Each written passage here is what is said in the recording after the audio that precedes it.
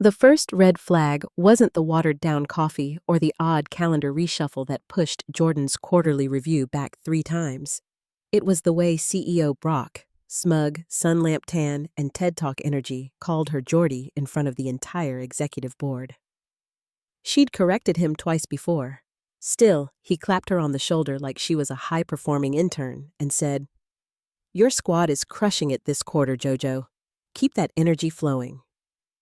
Jordan Ellis had spent the last 10 years transforming Caldwell Systems' broken, bloated sales division into a streamlined machine. When she joined, they were still using Google Sheets for CRM and had account reps who thought customer funnel was a plumbing term. Now, her 8-person team accounted for nearly 65% of Q4's projected revenue. Contracts weren't just signed. They were multi-year, high-retention deals, pre-negotiated and aligned with renewals. Jordan didn't deal in corporate fluff or rah-rah TikTok slogans. She closed deals, built loyalty, made her reps feel like professionals, not pixel pushers in a metrics meat grinder. They had just landed a $4.6 million healthcare tech client, one that could have easily gone to Salesforce or Oracle, and yet Brock still treated her like a department mascot. Her team? They were thriving. Ty hit 155% of his quota. Riley cracked open the legal vertical with a breakthrough account. Even first-year rep Ben had pulled in a lead so qualified, it had the legal team pre-drafting paperwork. Everyone was whispering about bonuses. Not vision board, speak it into existence bonuses, but actual fiscal optimism. Someone overheard the CFO ordering a 3rd bottle of Pinot at the last investor dinner. Another claimed Brock mentioned record-setting employee rewards at the Q3 off-site in Aspen. Jordan wasn't naive, but she let herself imagine, just once, that maybe good work would finally be acknowledged, counted, rewarded. She didn't expect Rolexes or rooftop parties, but her performance bonus? That was contractual, tied to metrics, signed off by Brock himself during last year's renegotiation. She had the email, the attachments, even the Slack message where he typed, "Let's make sure we actually reward results this time." So she allowed herself a little hope.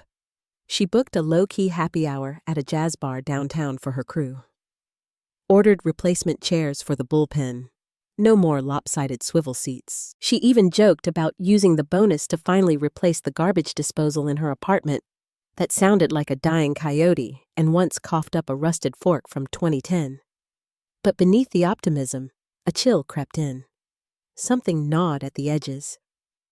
No one said it aloud, but Brock's chief of strategy, Darren, had started poking around. Odd questions about team dependencies. HR launched a random audit of her team's PTO hours. Then, she was accidentally CC'd on a thread titled Leadership Resource Streamlining. She told herself she was imagining things. Burnout, too many client fires, not enough sleep. But deep down, she knew better. The Friday of the all-hands meeting, Jordan wore navy. Not for drama, just because it made her feel sharp, anchored. Her team sat near the front, joking about what kind of bonus they'd get. Riley was manifesting airline miles. Ty wanted a bottle of top-shelf tequila. Ben said he'd settle for anything better than last year's stress ball with the company logo half flaked off. Then Brock took the stage. Smug grin, PowerPoint remote, clicking through graphs with all the flair of a middle schooler presenting on marine biology. Then came the final slide. Bold Comic Sans. "Teamwork tastes better with pizza." And then he said it. "Your bonus this year is a pizza party." A beat of stunned silence followed. Then came a few hesitant chuckles. Nervous. Confused. Ty stopped mid-laugh. Riley's brow furrowed. Ben blinked like someone had just slapped him with a wet napkin. Jordan didn't move. Because in that moment, everything crystallized. This wasn't a tone-deaf rollout. It wasn't poor phrasing. It was intentional. A humiliation, a calculated insult hidden behind melted cheese and faux gratitude. It was the smile behind the knife. For the first time in 10 years, something sharp and electric lodged behind her ribs. Not frustration, not confusion, something worse. Something with teeth. Revolt. It wasn't just what Brock said. It was how he said it. Like a frat boy giving out party favors. Not the CEO of a company that had just posted its highest quarterly revenue in history. "Let's celebrate the grind," he announced, arms spread wide like a cruise ship magician. "Hot za and good vibes for the squad that made it happen." Jordan sat still, spine rigid, airless. Fake laughs echoed around her, those gutless, instinctual office laughs that happen when nobody wants to be first to object. Riley leaned in, voice a whisper. "Is this real?" Jordan didn't answer. She was already scanning the room. Darren, the strategist, was texting under the table. The CFO, Layla, stared at her like one might look at a storm forming behind bulletproof glass. No acknowledgement, no eye contact, just quiet complicity. Her team noticed too. Ty had his jaw clenched, the vein at his temple twitching. Riley's eyes were glossy. Ben looked like someone had just canceled summer. These were the people who'd pulled 60-hour weeks, skipped weddings, ran sales calls from hospital parking lots. They weren't asking for applause or confetti. They just wanted acknowledgement, compensation, basic respect. And what did they get? Pizza. Brock slapped the mic like a game show host announcing door prizes. "Don't worry, we got options. Meat, veggie, gluten-free, even dairy-free. We know how hard y'all crushed it." Jordan felt her pulse slow, like a metronome inside her throat. Not panic, focus. This was war, and she was done playing defense. She didn't storm out. She didn't speak. Not yet. Because rage was a tool, and tools needed precision. This wasn't just a single insult. It was the crescendo, the late reviews, the accidental bonus adjustments, the commission structure changes that got lost in legal, the PTO audits. This had been brewing. Now it was boiling. "Pizza beats inflated gift cards, right?" Brock quipped with a wink. Another ripple of laughter, sadder this time. Jordan turned slowly toward Darren. Watched him lean over and whisper something to Layla. Both glanced at her, then quickly away. Her hands stayed still, her expression neutral. But inside, she was burning everything down. The all hands dragged on. Bad slide decks, hollow synergy talk. Her team didn't take notes, neither did she. Instead, she opened her phone and searched her inbox for an email she hadn't touched since July. Subject line: "When you're ready to be treated like a partner, not an ornament." Samantha Coe, VP Sales, Apex Reach Technologies. Jordan had left it unread. Loyalty still meant something then. Not anymore. Her thumb hovered over reply, but she didn't type. Not yet. Not in this room, surrounded by snakes in startup hoodies. This wasn't time for impulse. This needed precision. They wanted a pizza party. She'd give them a goddamn mass exodus. The following Monday, Jordan did what professionals do. She emailed HR. Subject: bonus structure, clarification, no jokes, no emojis, just 3 bullet points. Q4 revenue contribution by her team. Signed comp agreement with Brock's digital signature, request for meeting to discuss discrepancies. She got a reply 14 hours later. "Thank you for your concern. It has been logged." Logged? Like she was reporting a broken printer. Fine. She pinged Darren directly. Kept it polite. "Hi, Darren. Would love to schedule 15 mins to discuss Q4 comp alignment. Let me know what works this week." No reply. No read receipt. Nothing. Jordan waited 2 days. Still nothing. On Wednesday, she saw Darren laughing too hard in the cafeteria with 2 junior devs over quinoa bowls and LaCroix. She didn't interrupt, just filled her water, one table away, pretending not to listen, until she heard it. Honestly, Darren said, stabbing his kale like it owed him money. Jordan's crew? Overpaid cheerleaders. They close deals, sure. But the way they walk around like they reinvented revenue? It's embarrassing. One of the devs laughed. The other quietly sipped his drink. Jordan didn't flinch. She didn't cry. She didn't even blink. She turned, walked back to her office, and opened a new folder on her desktop. She named it Insurance. First, the dashboards. Every deal closed, every forecasted win, every client retention metric, screenshots, exports, version history. Next, Slack logs. The one where Brock said she was the cornerstone of Q4. The message from product begging her to stay looped in because your team actually executes. Then came the files. Her signed comp plan. The email thread where Brock amended it after the healthcare client win, more casual but still binding. And the voice note on her personal WhatsApp. Let's make sure we show our appreciation for what you pulled off. You're the future here. Brock, with that trademark cocky charm. By Thursday night, Jordan had assembled a 26-page dossier. Organized, tagged, backed up. One copy in Google Drive, one in Dropbox, one on a pink flamingo-shaped USB drive her daughter gave her for emergencies. This counted. Then, finally, she opened the Apex Reach email. She replied with just 2 words. Still interested? The response came 7 minutes later. Absolutely. You and your team. Full autonomy. 25% bump. No red tape. Let's talk. Jordan stared at the screen, not smiling, just breathing, like someone who had finally surfaced after months underwater. She didn't tell her team. Not yet. She started observing, redirected client check-ins through her personal line, asked her reps to save important files just in case.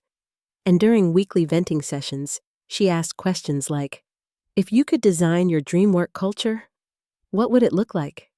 They answered quickly. No hesitation, just honesty. She wasn't rushing. This wasn't mutiny. Not yet. It was reconnaissance. Cold, surgical. Let them have their pizza. She was building something bigger. Tie cracked first. They'd just wrapped a client debrief that should have been a slam dunk. Right fit, strong rapport. But the deal went quiet. Jordan knew why. The client had smelled the rot, how leadership suddenly inserted a clueless strategic partner to handle post-sale support. It reeked of dysfunction. Ty leaned back, arms crossed. Feels like they're trying to cut us out from the inside. Riley agreed. They're changing comp structures every quarter and burying the updates in legalese. I had to Google discretionary adjustment protocols just to find out what got shaved this time. Even sweet, hopeful Ben muttered, if another company called me right now, I'd take the meeting. Jordan didn't react. She cataloged. Who was venting? Who was looking for a raft? That night, back home, she sat in the dark kitchen, poking at cold pasta in a Tupperware. Her husband, Nate, walked in, kissed her forehead. You've been staring at the fridge clock for 10 minutes. She told him everything. Not the plan. Not yet. Just the story. The pizza party. The silence. Darren's insult. The HR void. The slow, strategic erasure of everything she'd built. She even mentioned the 404 error when she tried to view her Q4 bonus breakdown. Nate listened, quietly, then asked, Are you sure this isn't burnout? She didn't blink. No, they want me out. They're just waiting for me to pull the trigger. He nodded, carefully. So, you thinking about walking? She nodded once. Not just me. That made him pause. He didn't argue. Then do it right, he said. Not messy, not out of spite, make it surgical. She pulled out her yellow legal pad, her weapon of choice. 5 columns already labeled. Legal, clients, comms, team, timing. She tapped the third one. Client contact already transitioned to me. They're used to hearing my voice, not Darren's. Nate smirked. He couldn't close a car door without calling it T. Jordan didn't laugh. She was too focused, because now it was a countdown. Legal came next. Jordan read through her contract twice, then sent it to her cousin's husband, an employment attorney based in Dallas. He reviewed the non-compete clause and replied with 3 words. This won't hold. It only covered active clients and only for 90 days. No restrictions on her team, no IP entanglements, no exclusivity clauses. Her role had technically been reclassified last year, making her team report directly to her, not centralized sales ops. Her escape path was clean. Next, LinkedIn. Jordan quietly toggled her status to open to new opportunities with a focus on strategic sales leadership. No announcement, no public flair, just a quiet flag for recruiters to see. Within 24 hours, she had 4 DM inquiries and a coffee invite from a former colleague, now CRO, at a fintech unicorn. Still, she didn't jump. She tested. She casually asked Ty, "Do you still have a backup of the client onboarding playbook?" 3 copies, he said. Cloud, Drive, and 1 on a USB I keep in my gym bag. She asked Riley what she'd want in a comp structure if she could build one from scratch. Profit sharing, Riley answered without hesitation. And actual transparency, somewhere that doesn't hide earnings behind motivational posters. Even Ben, earnest, loyal Ben, got a probe. Ever think about relocating? She asked him. He smiled sheepishly. Only if I got to follow a manager who actually gave a damn. Loyalty, loyalty, loyalty. It was there. But Jordan knew loyalty wasn't enough. Her team had bills, kids, sick parents. Riley's sister was in college. Ben's dad was on his 2nd round of chemo. Ty had twins starting daycare. She wouldn't lead them into chaos without a plan, so she built a landing strip. Apex Reach was all in. Samantha coordinated a discreet call with their internal HR and legal teams. We can onboard all 8 reps immediately, she said. Comp increases across the board, signing bonuses, remote first, autonomy guaranteed. But we need the green light from you. Jordan didn't give it. Not yet. Instead, she began writing. Every resignation letter, templated but personal. She staggered the send times, no big dramatic blast. This would be a wave, not a flash. She drafted client transition emails too, all scheduled to send 30 minutes after the resignations. Each one warm, confident, and phrased as an exciting new chapter rather than a messy departure. She'd spoken to every key client personally already. Quiet calls in the evenings, positioned as simple check-ins. They understood. They were ready. Then came timing. She scrolled through her inbox until she found it. Subject: all hands. Let's celebrate Q4 wins. Friday, 10 o'clock a.m. Perfect. That was her stage. Her match. Friday morning, she dressed with intention. Tailored gray blazer, crisp white blouse, slacks. No jewelry, no accessories. Just intent. Nate watched her tie her shoes. You're calm, he said. She nodded. Because it's already over. She drove to the office like it was any other day, parked in her usual spot. No one noticed anything different. Yet, 9:56 a.m., Brock took the stage. Still smug, still oblivious. He cracked a joke about Q4 numbers and surprise wins. Jordan's phone buzzed. Scheduled email sent. 10:05 a.m. To Brock, Darren, HR. Subject: resignation. Effective immediately. She waited, let him finish his speech. The applause was thin, perfunctory. Then Brock said, "Let's hear from the woman who made it all happen. Jordan Ellis, everyone?" Claps, awkward, forced. She stood, walked to the front, picked up the mic. What they didn't know? Rick wasn't handing her the spotlight. He was handing her the fuse.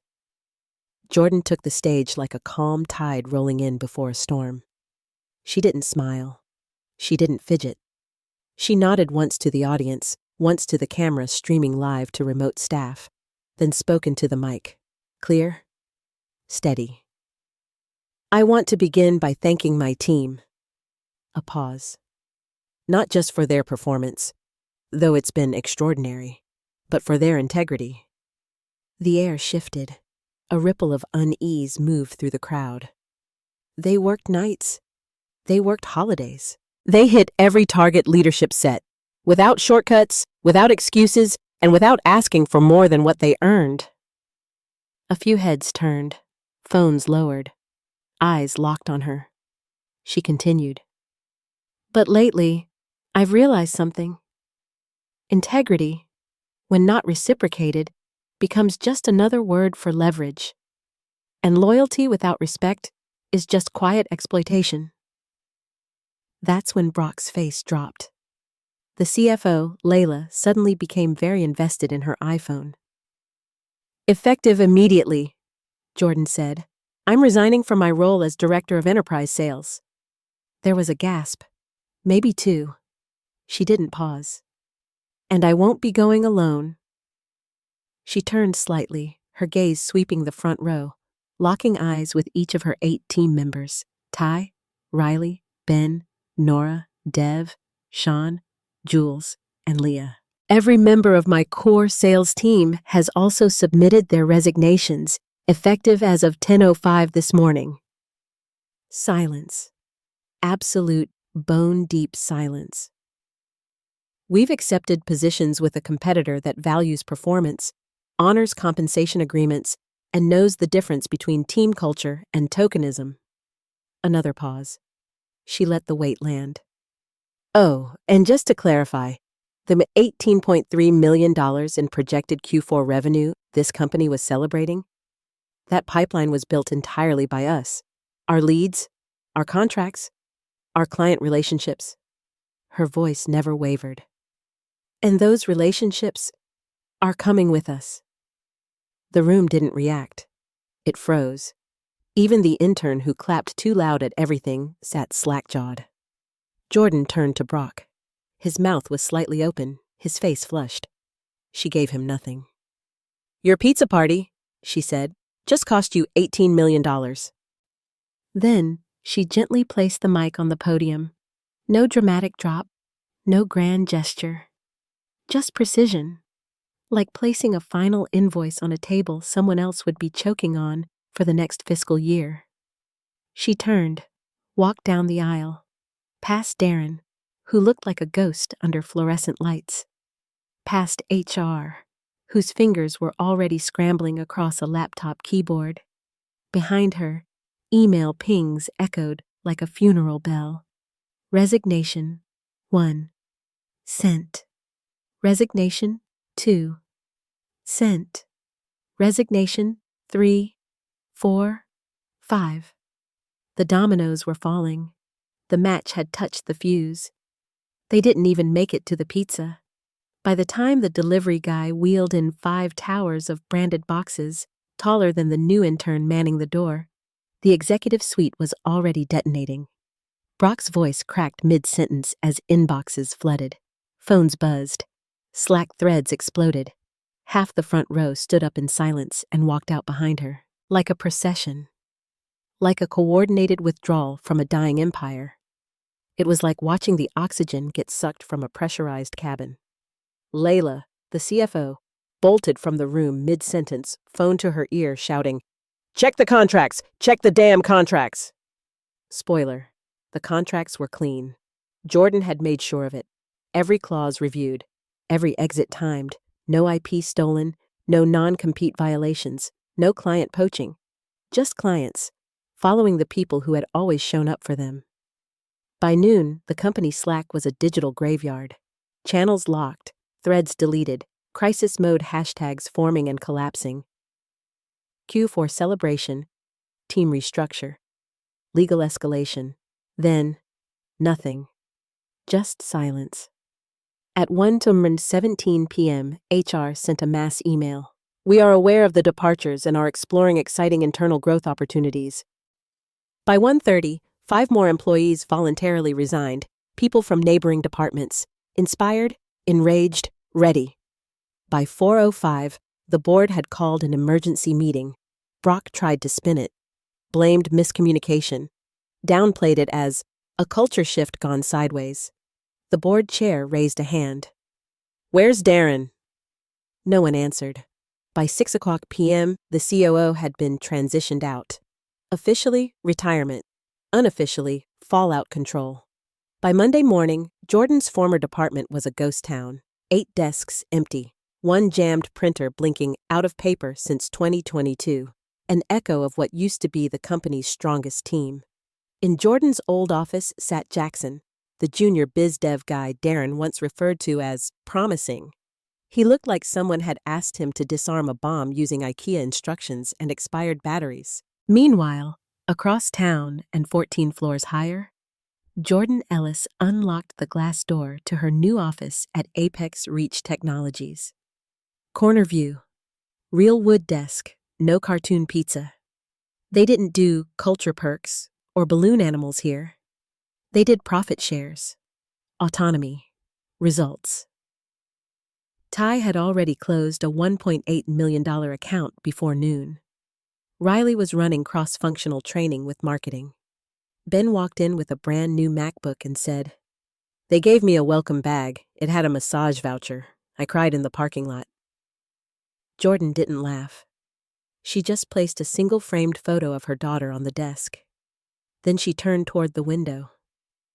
The skyline didn't look any different, but she did. At 3:33 p.m.